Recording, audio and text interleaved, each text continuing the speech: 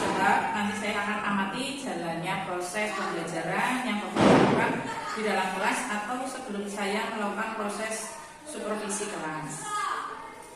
Adapun tujuan dilakukan supervisi adalah untuk mengetahui dan mengevaluasi jalannya proses pembelajaran yang Bapak lakukan. Dan kenapa kita hari ini melakukan percakapan pra-observasi sebagai persiapan awal sebelum nanti Bapak melakukan kegiatan pembelajaran lebih siap dan lebih percaya diri sehingga memberikan pembelajaran yang terbaik bagi murid. Gitu ya Pak? Nah, saya akan menanyakan tujuan pembelajarannya Pak. Ada beberapa pertanyaan yang nanti saya sampaikan. Pertama kaitannya dengan tujuan. Kira-kira tujuan apa yang ingin Bapak capai? Di dalam pembelajaran nanti di mana anak itu dapat mendeskripsikan keragaman budaya dan kearifan lokal di daerahnya masing-masing. Kemudian dari materi tersebut atau di dalam pembelajaran tersebut nanti mengetahui manfaat dan bagaimana pelestarian keragaman budaya yang ada di Indonesia. Baik, berarti ada dua ya tujuan pembelajarannya ya Pak yang ingin dicapai. Nah, bagaimana dengan arah pengembangan yang ingin Bapak capai atau dilakukan dalam observasi Pak? Ya, di situ saya akan mengembangkan ada dua arahnya, yaitu yang ada pertama yaitu pengetahuan dan yang kedua yaitu keterampilan. Baik, yang pertama pengetahuan, yang kedua yaitu keterampilan. Ya, yang dimana kalau di pengetahuan itu yang nantinya siswa itu menjelaskan apa keinginan dan kebutuhan dari manusia itu sendiri.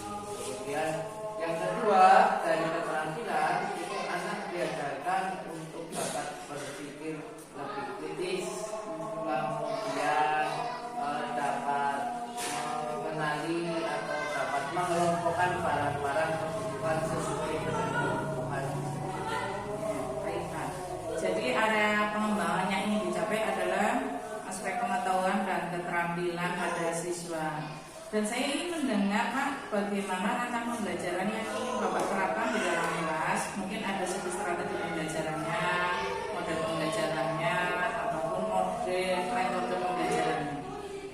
Untuk strateginya yaitu menggunakan strategi pembelajaran berdiferensiasi yang dimana di situ berdasar pada kesiapan belajar siswa yang diintegrasikan dengan pembelajaran emosional. Baik. Kemudian apa yang Bapak lakukan nantinya dalam pembelajarannya Pak? Di situ nanti saya akan membuat pembagian kelompok sesuai dengan kemampuan, keterampilan, kemudian keaktifan siswanya, dan untuk model saya menggunakan pembelajaran model berbasis masalah atau problem basic learning. Baik, berarti model berbasis masalah ya. Nah, untuk metodenya bagaimana Pak yang akan dilakukan? Dengan diskusi kelompok dan juga tanya jawab. Baik, Pak. Jadi rencana yang akan Bapak terapkan di dalam kelas menggunakan strategi pembelajaran berdiferensi yang diintegrasikan dengan pembelajaran sosial emosional yang menggunakan model pembelajaran problem based learning atau PBL dan juga metode dan juga diskusi kelompok. Kemudian penugasan dan juga tanya jawabnya bagaimana Pak? Ada penugasan, ada jawabannya. Nah, bagaimana dengan media pembelajaran yang akan Bapak gunakan di dalam kelas nantinya? Di situ di dalam media pembelajaran yang ada di kelas mungkin saya akan menggunakan berbagai macam contoh-contoh benda, misalkan di situ ada mobil, ada kemudian kursi, kemudian ada lagi lemari, yang itu masing-masing dari alat-alat atau benda-benda tersebut itu yang menjadi sarana penunjang alat. Kira-kira Bapak akan melakukan kegiatan pembelajaran tersebut kapan? Hari Kamis. Hari Kamis besok ya. Baik Pak, jadi besok hari Kamis saya Saya akan melakukan supervisi kelas, saya akan melihat dan mencatat hal-hal apa saja yang terjadi dalam kelas ya Pak. Iya.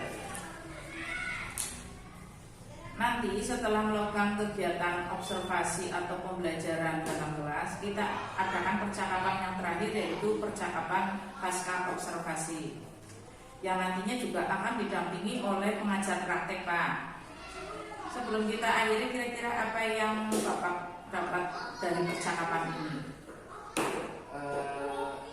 Saya punya gambaran yang dimana dari media yang akan saya gunakan nanti, dan saya juga akan mempersiapkan segala sesuatu sehingga pembelajarannya nanti dapat berjalan dengan baik dan lancar. Ya, baik, terima kasih atas waktunya dan sudah bersedia berbincang-bincang dengan saya di percakapan pra-observasi. Sampai ketemu di kegiatan observasi kelas besok Kamis ya Pak. Ya, sama-sama Bu. Demikian percakapan pra-observasi yang saya lakukan dan nantinya saya akan melakukan observasi. Wassalamualaikum warahmatullahi wabarakatuh.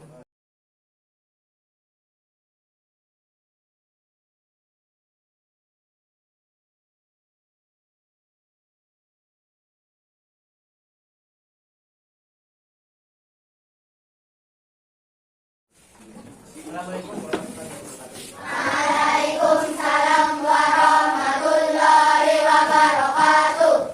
Selamat pagi. Untuk hari ini ya, itu kita mulai materinya, yaitu pada bab 3.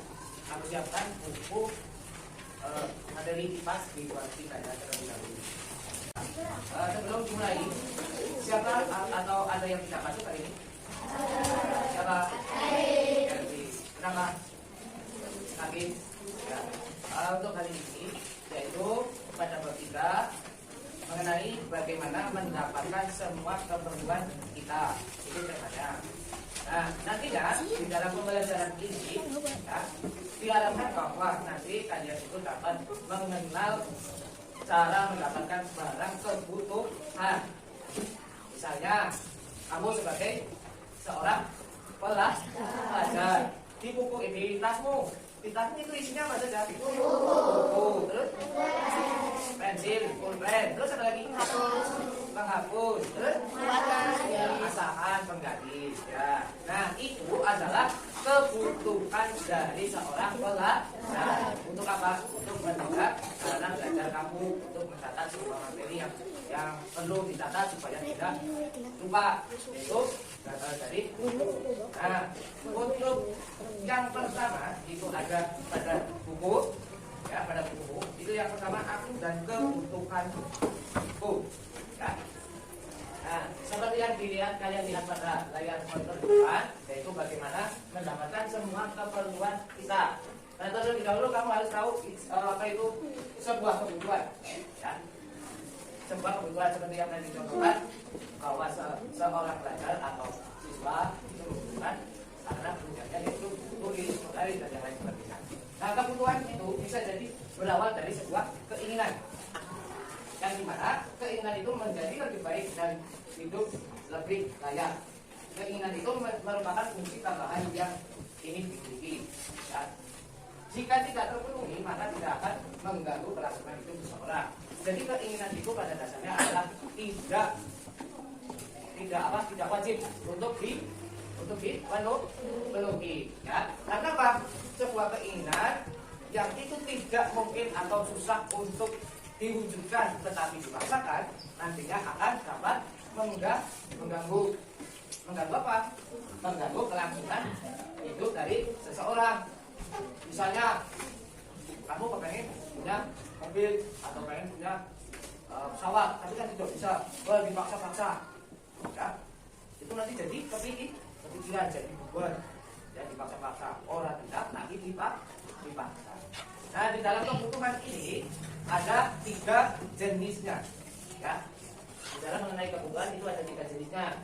Kebutuhan manusia itu ada 3 jenis: kebutuhan primer, kebutuhan sekunder, kebutuhan tersier. Nah, di dalam kebutuhan itu juga kalau kita lihat dari waktunya, itu ada kebutuhan sekarang, ada kebutuhan mendesak, dan juga ada kebutuhan yang akan datang. Ya, kebutuhan sekarang ini yang sedang dilakukan atau sedang dilaksanakan. Kemudian kebutuhan mendesak berarti mendadak, mendesak. Misalnya tiba-tiba sakit, ya, kemudian dibawa ke puskesmas atau yang lain sebagainya, dan disuruh dirawat di rumah sakit, tapi tidak punya uang dan harus ada. Ya, itu kebutuhan yang mendesak dadakan. Ya, kebutuhan akan datang berarti yang direncanakan untuk kedepannya. Kamu menabung, tujuannya untuk apa kedepannya? Ya, dari sini sampai sini jelas juga? Ada yang mau tanya? Tidak ada. Ya, kita lanjutkan lagi matematikanya. Bagaimana tadi dijelaskan bahwa kebutuhan adalah segala sesuatu baik barang ataupun jasa yang dibutuhkan manusia untuk bertahan hidup. Ya. Wah, nanti jelaskan ada 3 kebutuhan. Yang pertama apa? Kebutuhan primer. Kedua? Kebutuhan sekunder. Ketiga? Kebutuhan tersier. Bagus. Yang pertama dulu ada kebutuhan primer. Apa itu kebutuhan primer? Kebutuhan primer adalah kebutuhan manusia yang paling utama dan sifatnya mendesak untuk bisa bertahan hidup. Ya, kebutuhan primer itu berarti kebutuhan yang wajib dipenuhi. Kan? Pada intinya kebutuhan primer itu adalah kebutuhan yang wajib dipenuhi. Nah, di dalam kebutuhan manusia ada 3 yang wajib dan harus ada setiap harinya yang wajib dipenuhi. Yang pertama adalah papan. Ya, papan. Bukan papan kayu itu bukan. Ya, papan yang dimaksud ini adalah tempat tinggal. Ya, orang butuh tempat tinggal di dalam hidupnya. Itu tempat untuk berlindung dari panas, dari hujan. Ya.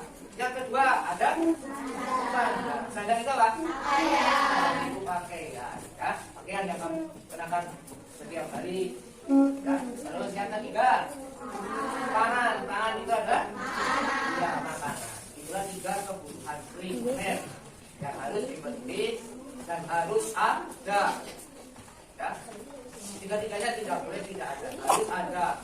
Yang kedua ada kebutuhan. Ya, ini contohnya tadi ada rumah, lalu tadi ada pakaian, terus ini ada ya makanan. Dan yang kedua kebutuhan sekunder. Kebutuhan yang bagaimana? Ya, kebutuhan sekunder ini adalah kebutuhan yang muncul setelah kebutuhan primer dapat dipenuhi. Ya. Kita tahu kalian itu bisa memenuhi kebutuhan sekunder kalau kebutuhan primernya tercukupi dulu atau terpenuhi terlebih dahulu. Karena ini adalah kebutuhan setelah kebutuhan primer. Ya. Kebutuhan sekunder itu contohnya apa saja? Nah, ini. Nah, ada gambar apa saja? Almari, kasur, ya, ya, pan, ya, sepeda, almari dan kasur itu contoh dari kebutuhan sekunder. Yang ketiga adalah kebutuhan, ya, yang terakhir kebutuhan tersier, yaitu kebutuhan yang bagaimana? Ya, kebutuhan tersier ini bisa atau boleh dipenuhi setelah kebutuhan yang pertama yaitu primer dan kebutuhan sekunder itu sudah terpenuhi. Ya, dan ini di dalam kebutuhan tersier ini yaitu kebutuhan yang tidak diwajibkan. Ya. Nah, biasanya ini adalah kebutuhan tersier ini itu contoh-contohnya ada barang-barang yang dianggap itu sebagai barang mewah. Mudah? Ya, itu tadi 3 kebutuhan. Apa? Apa saja tadi? Yes.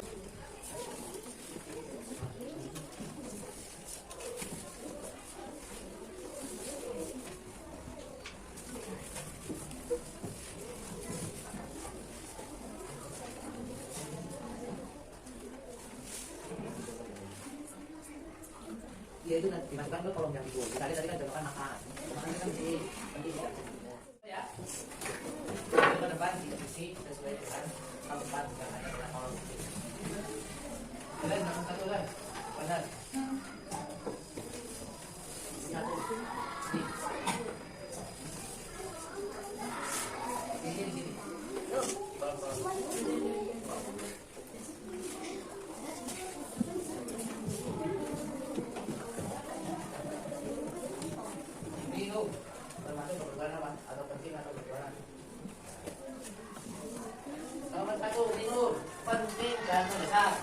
masalah?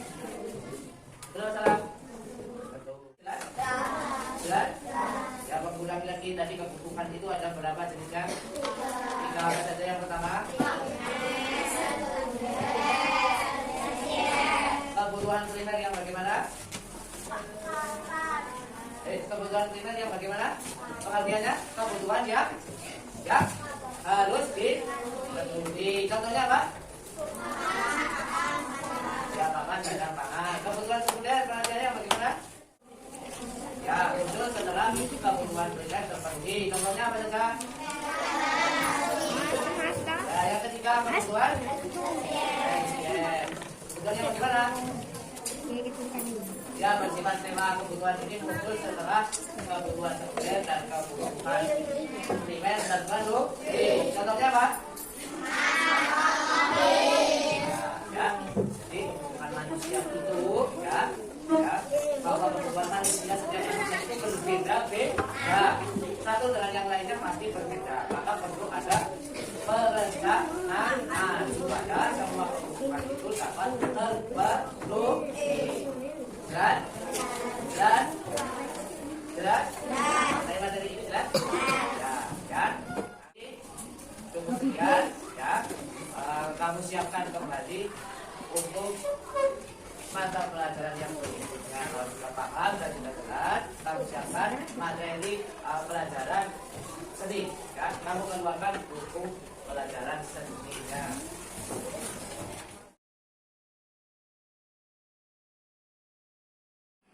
Selamat pagi Pak Klas.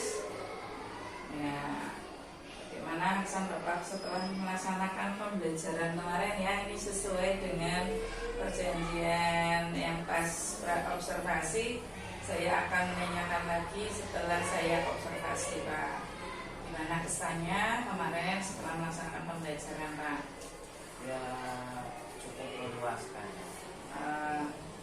Terus pembelajarannya gimana Pak? Ya mungkin kalau tahapan sebelumnya ya saya membuat perangkat pembelajaran. Ya.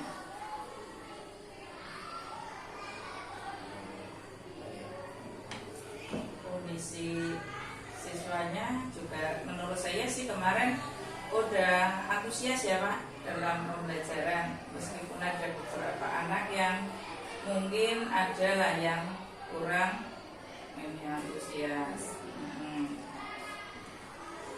Terus Bapak kemarin termasuk juga sudah menggunakan metode pembelajaran yang tepat menurut saya Pak. Nah, Bapak bisa melihat hasil pengamatan saya. Terus saya melihat ada beberapa hal yang bisa Bapak tingkatkan Pak. Misal untuk mengkondisikan kelas, misal dalam hal pengelompokan. Mungkin saya memaklumi kemarin karena siswanya yang banyak, tadinya untuk mengkondisikan pengelompokan itu hanya pengerjaannya dengan teman sebangku ya Pak kemarin tidak bisa yang mengelompok karena memang kondisi siswa yang penuh di kelas ya. Menurut saya ini sudah sangat bagus dengan pengondisian penugasan seperti itu, cuma perlu ditingkatkan bila perlu nanti membentuk kelompok ya Pak.